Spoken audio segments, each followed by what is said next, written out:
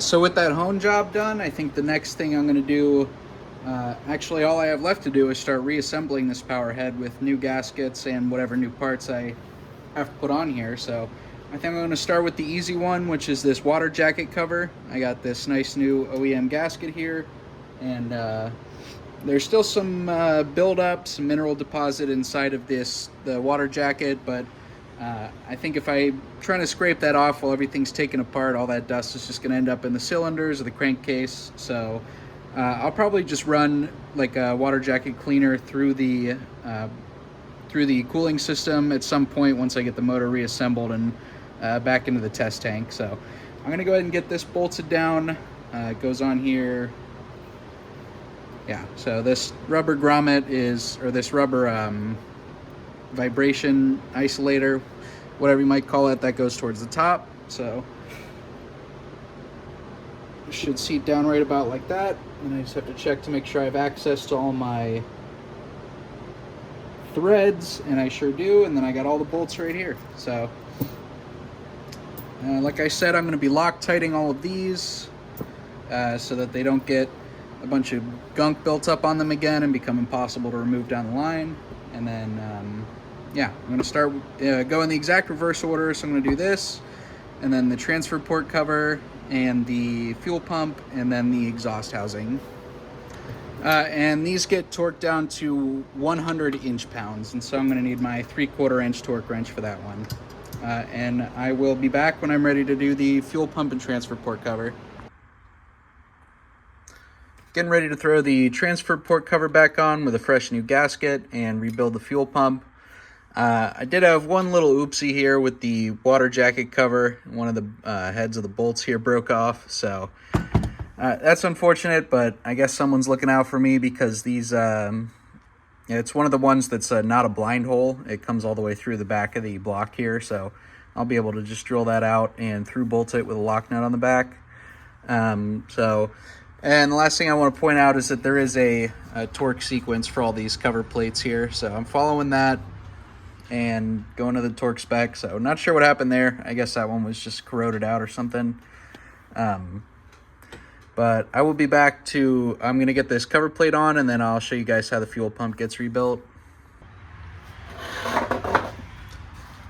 Got the cover on hand tight with the fuel filter and wiring harness mount on there, but I can't torque this until the fuel pump and its 3 mounting bolts are on here. So next up is going to be taking care of this, and I know that there are 2 O-rings behind this situation here, and then it's going to be those 2 gaskets and the diaphragm that goes over this.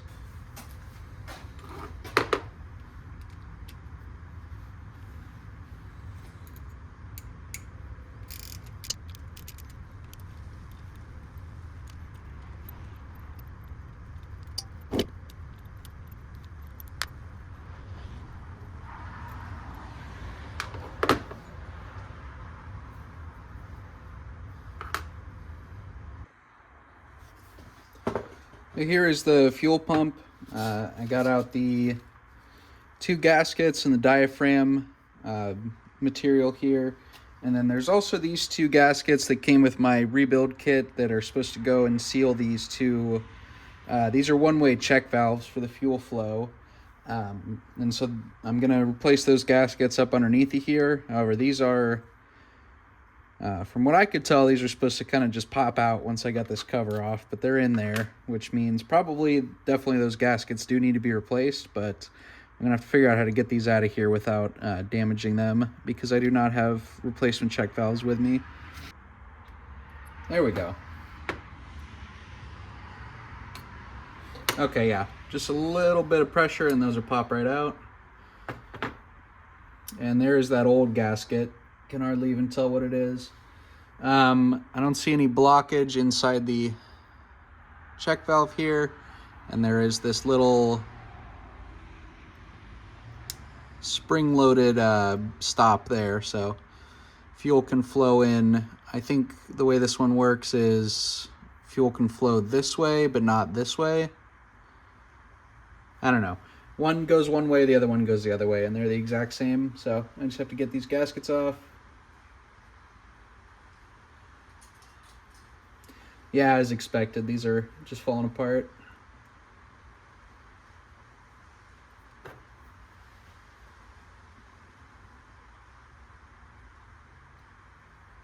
And so this one, yeah, that spring still feels, I guess, springy, so I'm not seeing any reason to have to replace these. All right, and then I'm just gonna seat the gasket over there and drop this one in next to the other one.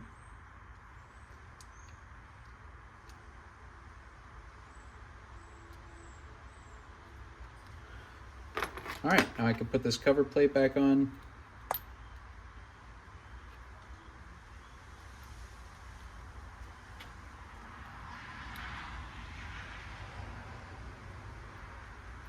And actually, there's no torque spec for these. I'm fairly certain it doesn't really matter, but last thing I want is for one of those to rattle loose. So I'm just gonna put a touch of the thread locker on there.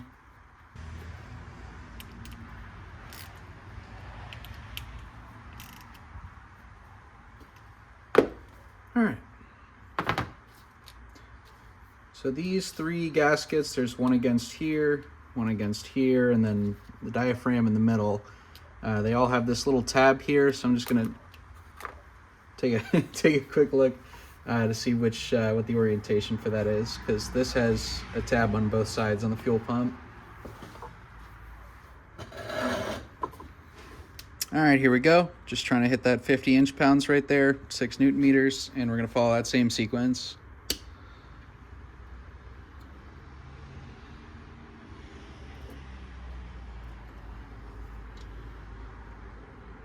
Yeah, this is making me worried. I mean, this is making me nervous because that one snapped with no warning, and I was definitely within the torque. There it is.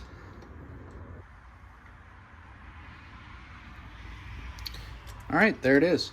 So transfer port cover and fuel pump reinstalled.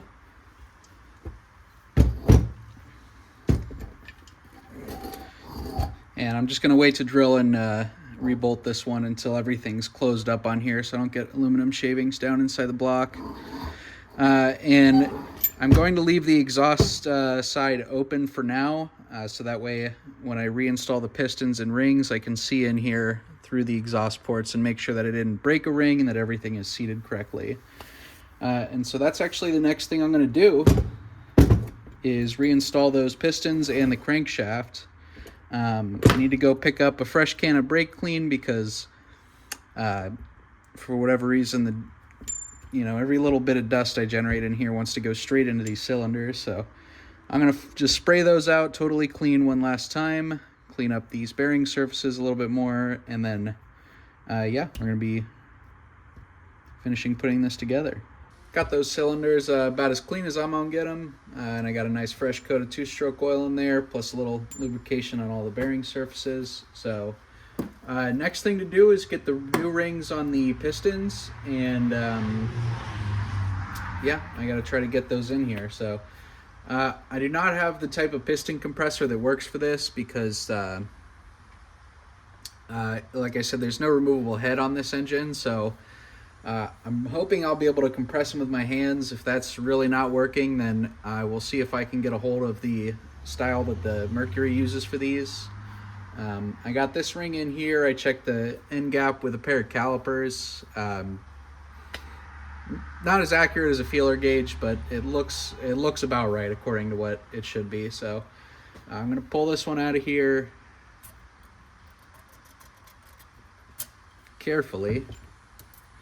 And before I get started on that, though, there is one O-ring here on the upper oil seal and bearing carrier for the crankshaft, and I just want to replace that real quick before I forget. So I'm gonna pop this one off with my little pick. There it is.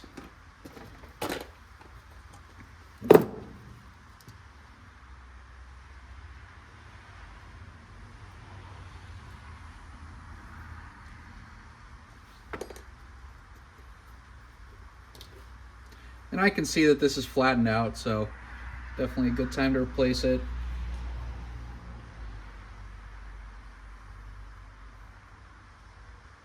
All right, that's definitely the correct replacement. So Just going to pull this on over here.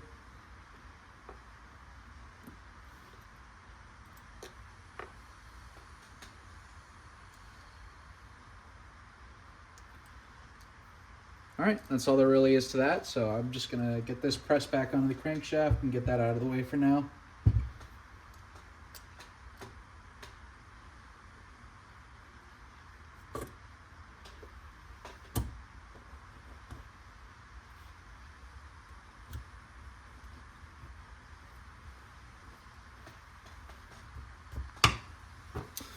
All right, that's all there really is to that.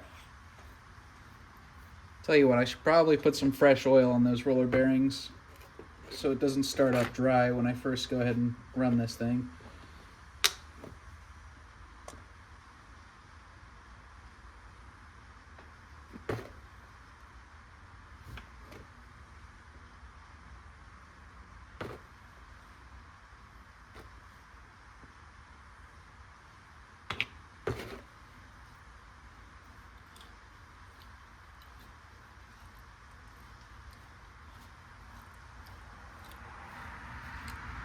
All right, that's already feeling smoother. Okay, so I'll put the crankshaft aside for now, and we're gonna get to work on these pistons. Same thing here, I want some oil in the ring grooves here. I cleaned those out with one of the old rings, just scraped out the carbon. I'm just gonna let that fall down with gravity and then do the other side.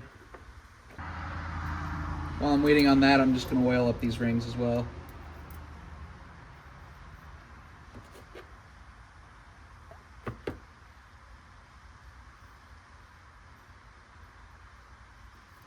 So I probably don't need to be like drenching everything like I am, but I know that what would be really bad for the motor is for any of these parts to start up dry when I first crank it over after getting it reassembled. So I'm thinking better to have this a lot of extra oil in there that can just burn off than to have anything that starts moving metal on metal with no oil. So here's one of the old rings, and it looks like it's like,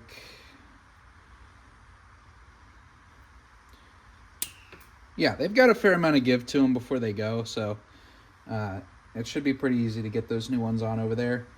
And to clean out those ring grooves, I just used this this flat edge here and went around with some oil and scraped all that out. So there are pins on the ring grooves here that will line up with the joint in the ring.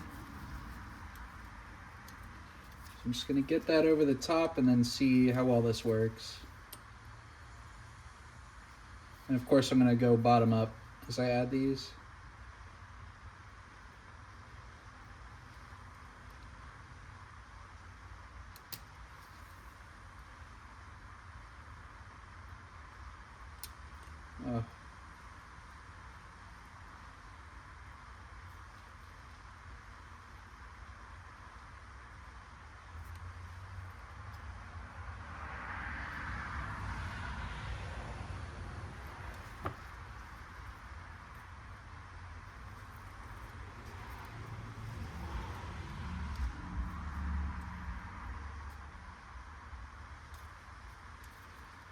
Alright, I'm thinking this is going to be easier just to do by hand.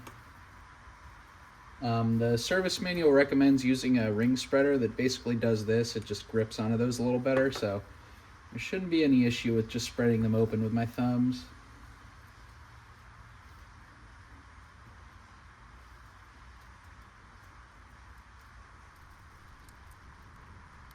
There we go. Now you can press that, see how it sits.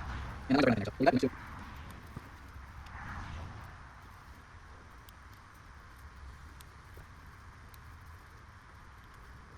And over here.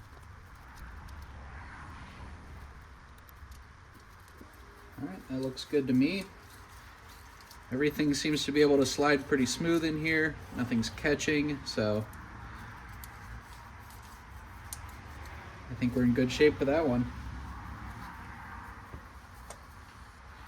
Alright, well that wasn't so bad, but the difficult part here is going to be getting these seated into the cylinders. So what I'm going to do is get the pistons down in there first with the connecting rods sticking up, and then I'm gonna drop the crankshaft over them and secure those connecting rods and their needle bearings. At least that's the plan. So this is the top cylinder, and that is going to be here. So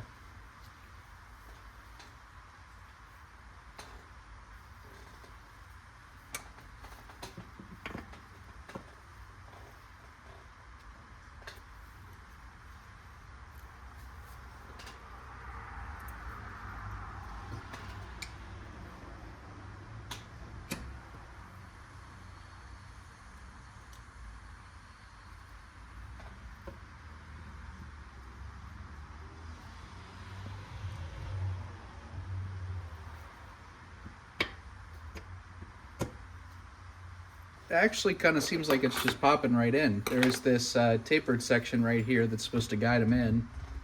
I won't say anything before I get it all the way in, but I was assuming this was going to be a lot more challenging without that tool. Just going to use this pick again to push this middle ring over. Uh-oh. It's popping out.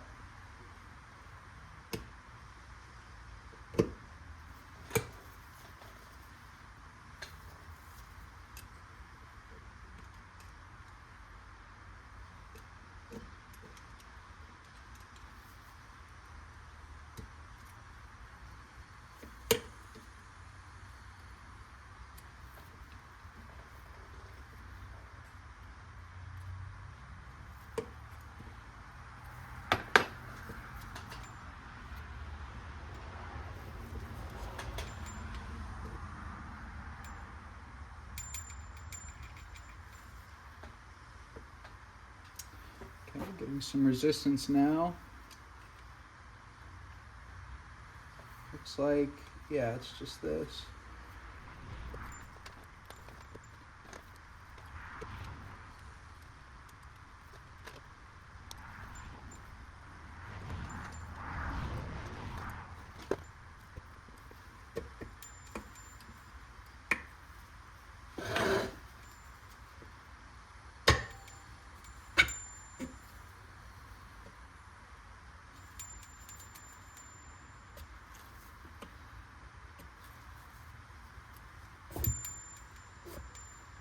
Okay, well,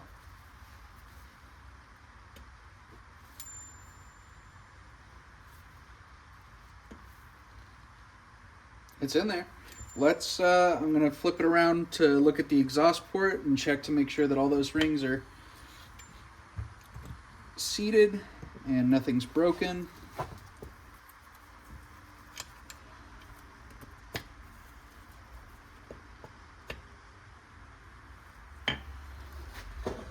Let's see if we can see that on camera. Yeah, those three black lines in there, those are the three rings I just put in. So what I'm checking for now is just to see if I can feel a little bit of spring back, and that will tell me that they're still in one piece. That one's good. That one's good. That one's pretty tight.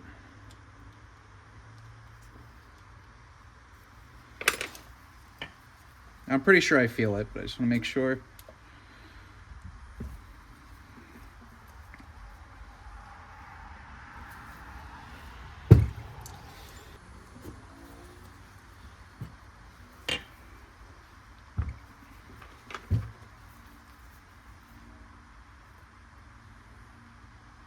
Yeah, all right. Well, maybe that's a lot harder on, probably on a bigger engine. Maybe the rings are a little bit stiffer, but that went in super easy. So I'm just going to do the same thing on the other one, and then I should be able to get the crankshaft put in.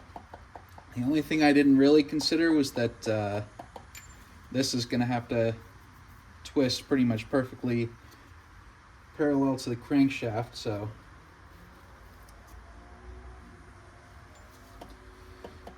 I don't want to put a lot of force on it in a direction it's not designed to go.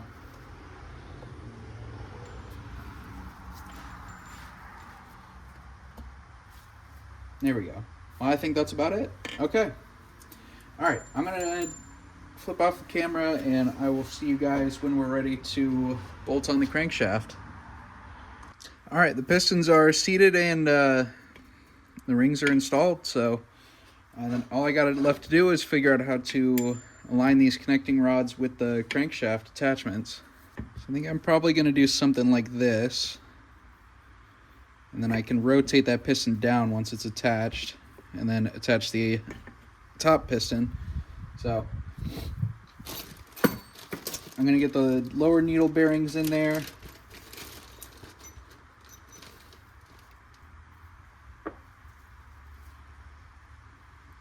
If I knock all these needles out of here though, I will try this again with some grease to hold them in place. But I'm gonna go ahead and see if this can work as is.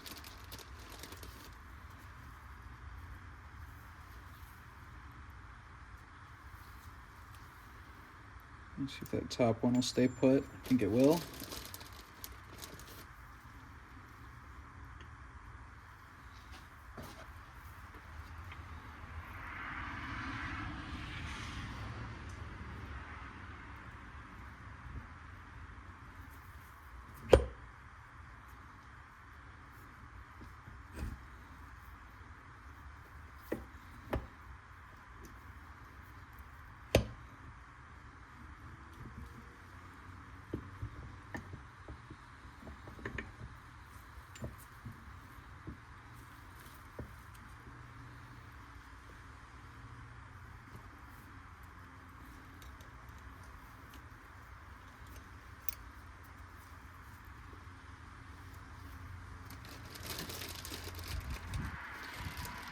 All right, well, this is going to be a little tough having to hold the crankcase up, or the crankshaft up with my hand here, but I think I can make this work.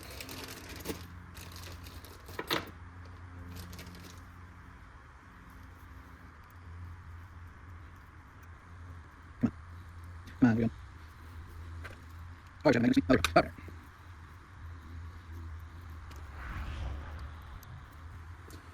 Okay, one more, and it's going to be the hardest. Oh.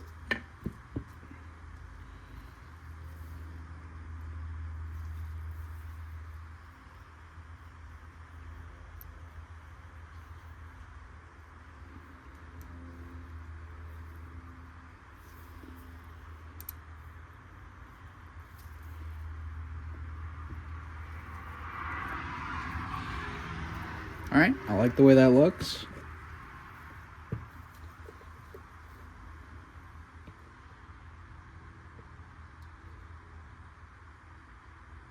Come on. All right. And I have to line up the top of the connecting rod.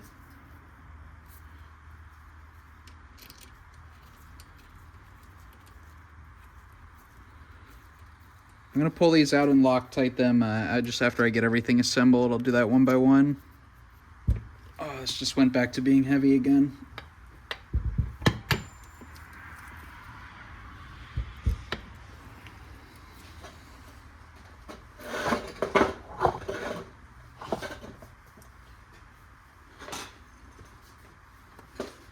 All right, I just have to get this needle bearing and connecting rod attached here, and then I should be able to seat this down into the top of the block.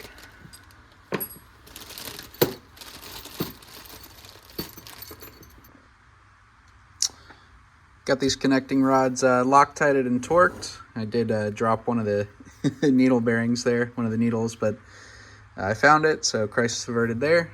And we've got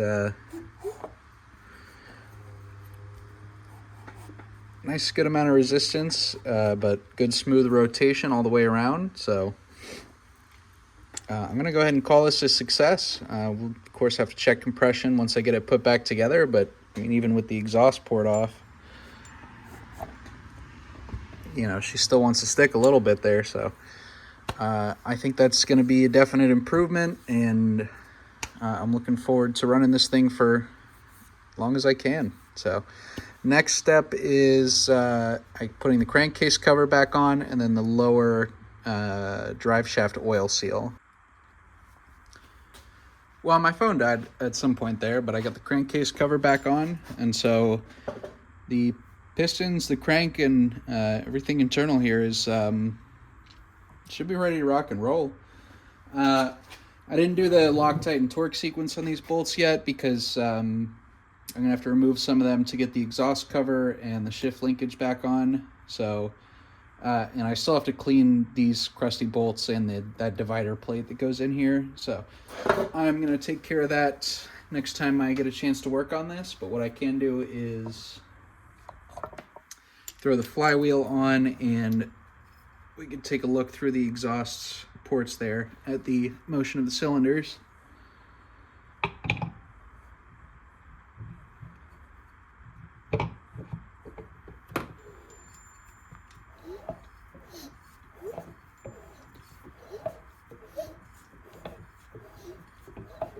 Sounds good to me. So here we go. We should be able to see the pistons going up and down.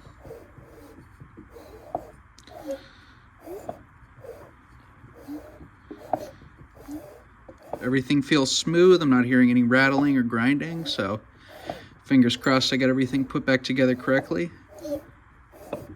Actually, I could throw the spark plugs in and just test that real quick. I'm gonna do that. All right, got the spark plugs in. I'm just gonna see how the compression feels down here in the combustion chamber.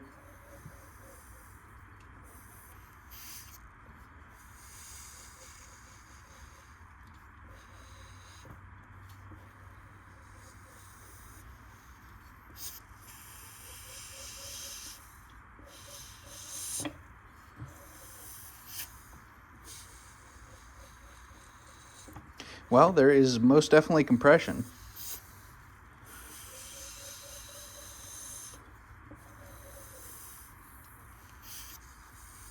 So the last thing I'm going to do today is put the lower crankshaft oil seal back on, and then I'll go ahead and do the thermostat housing gaskets as well. And obviously the exhaust plates will just go on the same as the transfer port cover and the water jacket cover, so probably no reason to film that. But once we get done with that, that'll be everything associated with the rebuild of this Powerhead. So for one reason or another, there's not a way to just put a socket in here and punch that oil seal straight out. So I think I'm going to just rest this over the vice jaws here and try to use a screwdriver or something to gently punch it out from around the perimeter and see how that works.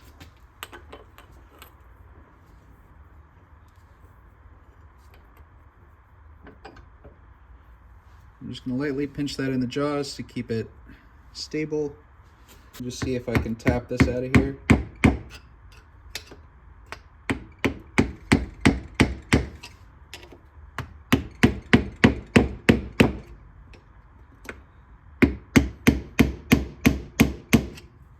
Something's moving in there. I'm gonna make sure I'm not deforming the actual housing.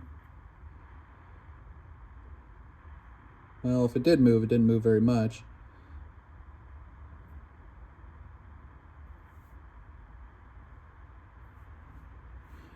Let me hit this with a little bit of heat and penetrating oil first before I really beat on it. And in that case, I'm also just going to pull off this O-ring now so I don't melt it to the housing.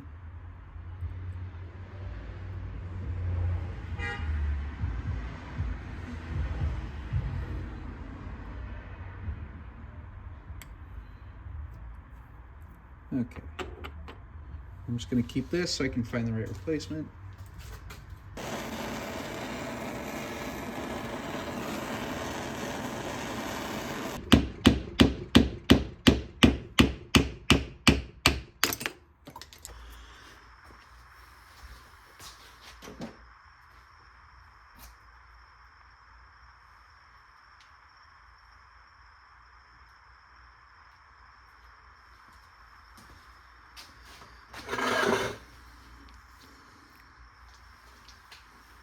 So, I've got the Powerhead back on the bench here, and this should hopefully be the last time.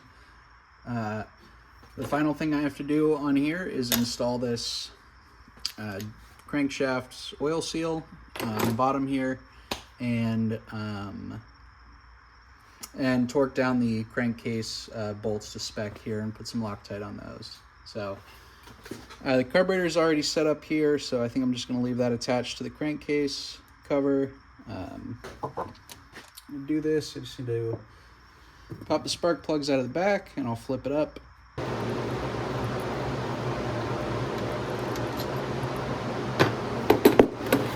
All right, now this thing should pop up. Might be a little sticky on there, but we'll see. Nope. Okay, one last look inside here, and you can see the gaskets I installed are doing work. They've compressed down nicely. Actually, I don't know if I showed this on camera or not, but I put these new quart gaskets in the crankcase cover. So yeah, this lower bearing, lift it up, you can see it's got a screw. So this spins free on the crankshaft, but it gets locked in place with these threaded holes here. So I gotta align the bottom ones while this is open. These screws here, and then I can close it back up, torque those, and then install the carrier for the seal. And while it's open, I'm going to do the same thing with this upper bearing.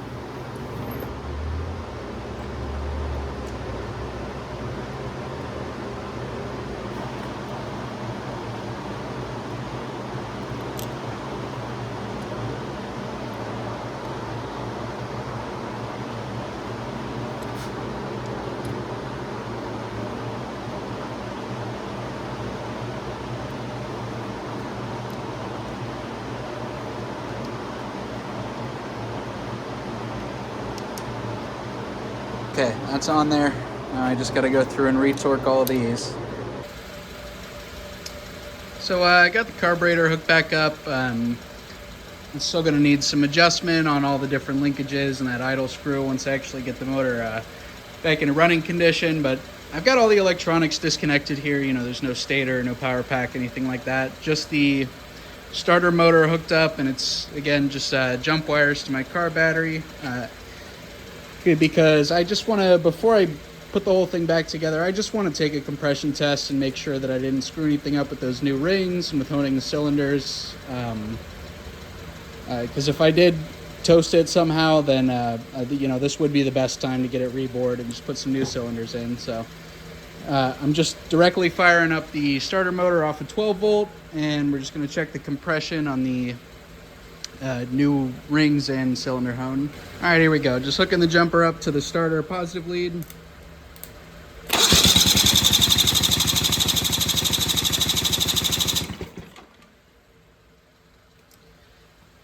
Give it a good few cranks, let it clear out all that excess oil.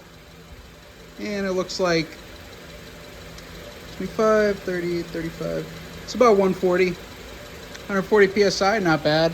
I can't remember what was the last measurement I took when this was all still together. I think it was about 145, so I'm not shocked that the compression dropped a little bit, actually. If it did, I gotta go back and double check, but I would imagine since I cleared a lot of that carbon off of the pistons there and honed out the cylinders, it's gonna be just the most minuscule amount of additional blow-by. So let me just double check bottom and make sure, as long as they're equal, I'm happy. And obviously you should be taking this when the engine's warm, so I'll do this again for a more accurate reading. Like I said, I just want to make sure there's not some major issue that I caused or that came up while I was doing the rebuild. Here we go.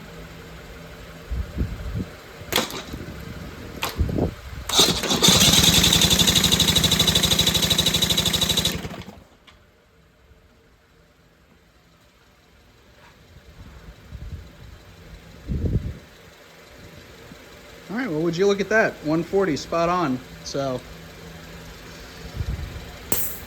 yeah, I can't imagine. Maybe it'll be a little higher, a little lower when the engine's warm and I have it idling. But